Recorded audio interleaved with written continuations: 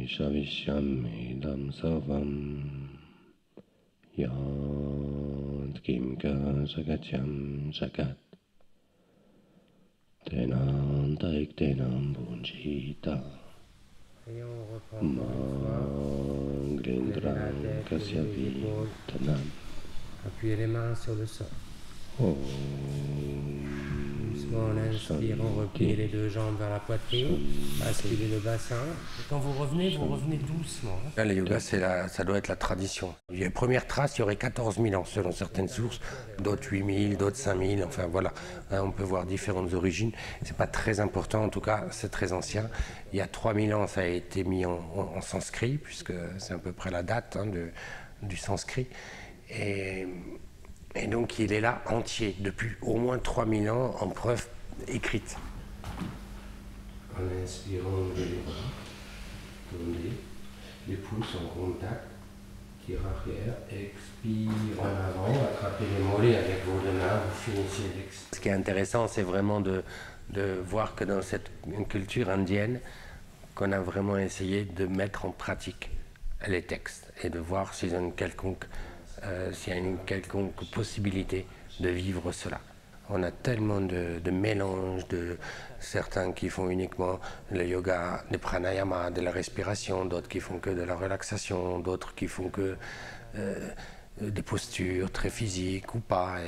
Et en fait, on ne peut pas enlever une chose. Ça doit vraiment être un package. Il faut vraiment prendre chaque étape du yoga et les rassembler dans une même pratique. Le travail du corps au préalable, des postures faciles, des postures abordables à tout le monde, d'étirements, pour travailler l'étirement du corps, pour travailler les muscles, pour travailler l'assouplissement dans des postures assises, debout, couchées, à l'envers, etc. Un travail de relaxation entre chaque posture, un travail de respiration, prendre conscience de son souffle, et vraiment après 1 heure et demie de travail de yoga asana, de yoga des postures, là on pourra aborder la relaxation un peu plus profonde, voire un yoga nidra, donc un travail de visualisation éventuellement, pour éventuellement après travailler sur la méditation. Sentez que le poids est légèrement placé sur les orteils, sur l'avant des pieds. Sentez la nuque complètement défaite. Sentez que sur chaque expiration, votre ventre rentre.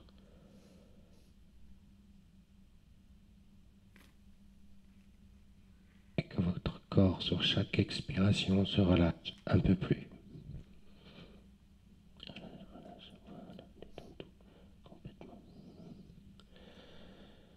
Vous inspirez bien. Expire, pliez la jambe en avant, ouvrez la poitrine, tirez les bras jusqu'au bout des doigts. Et je referme. Relaxe tranquillement. Et relâchez les bras, relâchez la tête, laissez aller le corps en avant, glissez les mains en avant. Voilà. Et à la fin, tu lèves la tête. Et on creuse bien entre les omoplates. On essaye de bien sentir. Mais les bras restent tendus. Voilà. T'as vu? Ça reste là. Regarde le plafond. Allez-y, continuez. Voilà, c'est parce qu'on va être conscient du corps qu'à fur et à mesure, parce qu'on va être conscient du souffle, eh bien on sera conscient de notre mental. Parce qu'à un moment donné, puisqu'on va être attentif à chaque espace, eh bien on va capturer la pensée et on va la mettre ici et maintenant. Parce que le problème, c'est pas de ne pas penser, c'est d'être à l'aise avec ses pensées. Et que la méditation, c'est pas être assis en méditation pendant des heures au sommet d'une montagne. La méditation, c'est notre état naturel. Nous sommes la méditation. Et c'est ce qu'il faut comprendre. C'est pour ça que les gens disent c'est trop dur de méditer, parce qu'ils cherchent quelque chose qu'il n'y a rien à chercher. C'est ce que nous sommes. Seulement, on n'est pas conscient si notre mental est agité, parce que là est vraiment le grand problème, puisqu'on est dans une époque où les gens pensent de plus en plus vite, où ils voient plein de choses autour d'eux, de plus en plus d'images, de plus en plus d'informations, et ils observent beaucoup à l'extérieur, font beaucoup de commentaires à l'extérieur, et ils ont peur de se retrouver eux-mêmes. Om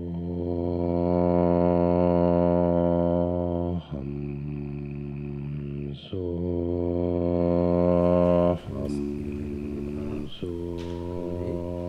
Les gens souvent, ou c'est leur médecin qui leur dit oh, vous devez faire du yoga, ça devrait faire du bien, alors essayez. Alors certains y vont parce qu'ils sont trop nerveux, d'autres parce qu'ils sont trop raides, d'autres parce qu'ils veulent se muscler ou ils veulent être peut-être mieux foutus. Mais en fin de compte, on y vient pour des raisons différentes et après sur le tapis, on retrouve tous la même raison. Hein, c'est qu'on va comprendre progressivement qu'on va chercher encore autre chose et qu'on va trouver autre chose. Qu'à force de pratiquer, on va se ressentir vraiment dans son corps. On va vraiment ressentir chaque espace de son corps, chaque tension, chaque détente. On va sentir son souffle. Inspirez, levez la tête, levez les épaules. Décollez un peu les pieds si vous pouvez. Écartez les bras de chaque côté des genoux. Les paumes de main sur les genoux, au-dessus. Voilà, les paumes. Inspirez bien. Expire. Videz, videz, videz, videz. Au maximum l'air. Vous contractez le périnée. Expire en avant. La jambe gauche en arrière. Regardez devant. La jambe droite. À chaque fois que vous expirez, le ventre rond. Les gens disent je suis trop nerveux pour faire du yoga, je suis trop raide pour faire du yoga. Eh bien, c'est justement là où il faut faire du yoga. La seule contre-indication, c'est encore une fois les élèves qui vont se la donner. C'est-à-dire que s'ils ont un problème physique, il y a des postures effectivement qu'ils ne peuvent pas faire, il y a des postures où il va falloir faire doucement, mais on n'est pas dans un travail sportif. Donc c'est tout à fait autre chose, une relation encore tout à fait différente que dans une activité sportive. On va vraiment travailler dans les muscles intérieurs, et ça me tient aussi très à cœur, hein, de ne pas avoir ce côté gymnique, de sentir qu'on va travailler le périnée, hein, tous ces bandas, le diaphragme. On va vraiment travailler à l'intérieur et le corps il va se relâcher progressivement, mais c'est progressif et on ne va pas tirer comme les gens font au début. Hein. Toute la posture, elle va être sur le pied qui reste au sol. En inspirant, levez la jambe droite, tendez bien la jambe, levez la tête, levez les épaules, glissez les vers l'orteil. Voilà. Et je repose doucement, je relaxe. Défaite. C'est donc important de travailler avec des choses accessibles pour tout le monde, surtout dans un cours en groupe, un cours traditionnel où il y a des jeunes, des vieux, des gens en pleine forme ou moins. Et c'est important de le rendre accessible à tous. Et après, un travail plus particulier pour des gens qui veulent peut-être aller plus loin.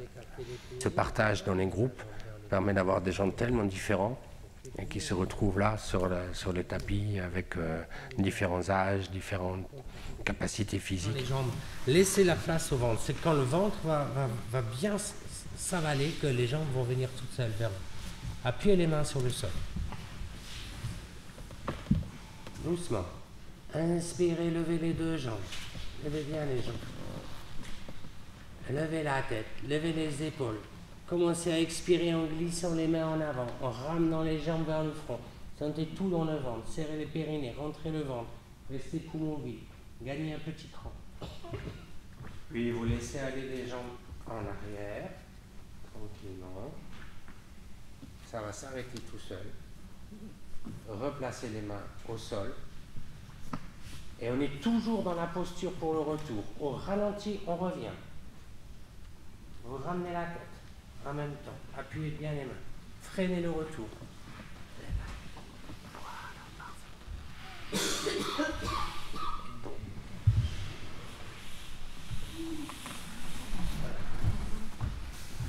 Oui, ça s'adresse à tout le monde, c'est la vie. En tout cas, la première personne avec qui j'ai vraiment travaillé le yoga, le maître M. Sri Mahesh Katrawal, une dernière phrase qu'il m'a dit quelques mois avant de décéder, c'était « Vous devez transmettre au plus grand nombre ».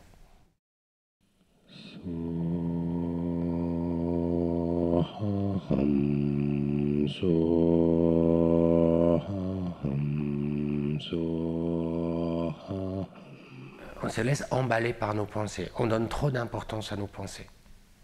Et ça, c'est un problème fondamental, et c'est pas un problème, si on prend un petit peu de recul, et si on observe la pensée avec un peu de distance, sans intervenir, juste l'observer, eh bien, qu'elle soit bonne ou qu'elle soit mauvaise, Elle ne doit pas être un problème, elle est juste une information. Et ça, le dire d'une manière comme ceci, en parole, ça n'a pas tellement d'intérêt. Et grâce au yoga, on va pouvoir vraiment se rendre compte de la puissance de cela, grâce à la conscience du corps et du souffle, à chaque mouvement. Et qu'une pensée qui vient, elle vient, mais on revient à notre pratique, on revient à l'instant présent. Et le problème actuellement, surtout en Occident, c'est que les gens attachent beaucoup trop d'importance à leurs pensées. Et ils transforment leurs pensées en sensiblerie ou en sentimentalisme. Quelque chose qui me dérange, donc oh, je suis tellement malheureux, j'ai tellement de problèmes, je suis malade, etc., etc. Et sans l'objet de la pensée, il n'y a pas de problème. On n'a aucun problème.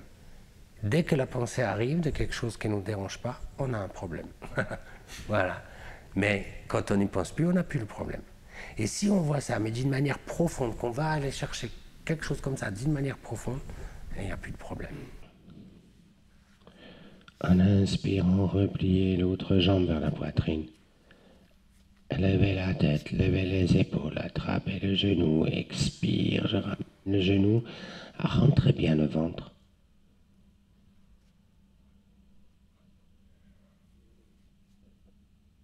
Ramenez les mains au niveau de la poitrine, doucement, ramenez la jambe et je repousse, je relâche tout le corps.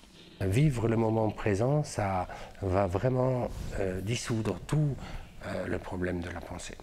Il faut prendre la pensée comme un outil, mais elle ne dépend pas de notre bonheur ou de notre malheur. C'est que les plaisirs. Une belle pensée, alors je vais avoir du plaisir. Une mauvaise pensée, je vais avoir du malheur. Mais la pensée ne dépend en aucun cas. Il n'y a aucune connexion entre la pensée et le malheur ou le bonheur. C'est nous qui mettons cette connexion. Les gens sont tellement troublés actuellement et de plus en plus.